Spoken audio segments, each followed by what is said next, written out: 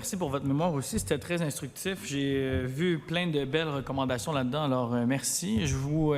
envoie sur la question du PEC. Vous parlez d'assouplir les conditions d'admissibilité. Vous avez peut-être vu dans la semaine dernière, nous, on a mis au jeu ce qu'on a appelé un PEC régionalisation. Je ne sais pas si vous avez lu ça dans les journaux,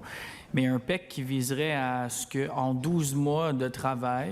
donc pas 24, là, 12 mois de travail, en dehors de la région de Montréal, donc Montréal n'est pas visé par ce programme express, on permettrait de qualifier quelqu'un, toutes catégories confondues, donc les emplois qualifiés, moins qualifiés,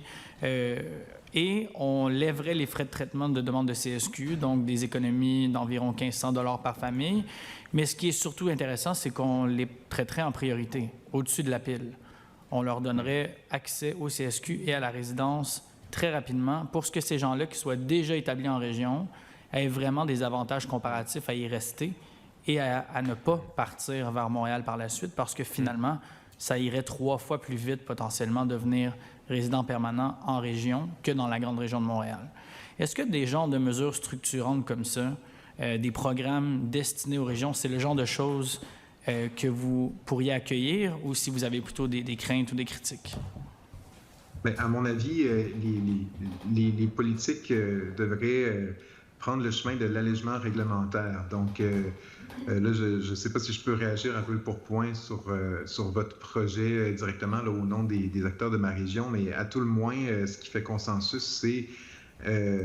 c'est d'aller vers un allègement réglementaire, c'est-à-dire que d'avoir des processus qui sont moins complexes et qui peuvent être bénéfiques là, justement pour la régionalisation, par exemple, ou ce que j'entends beaucoup là, par rapport à l'allègement réglementaire, j'entends de plus en plus de personnes immigrantes qui vont choisir d'émigrer au Québec en passant par une autre province, ou en essayant de contourner l'aspect administratif qui est quand même plus important au Québec qu'à d'autres endroits. Donc, c'est pour ça que je tenais à attirer l'attention de la Commission sur cet aspect-là, de l'allègement, puis de prendre de comparaison, peut-être point de comparaison avec d'autres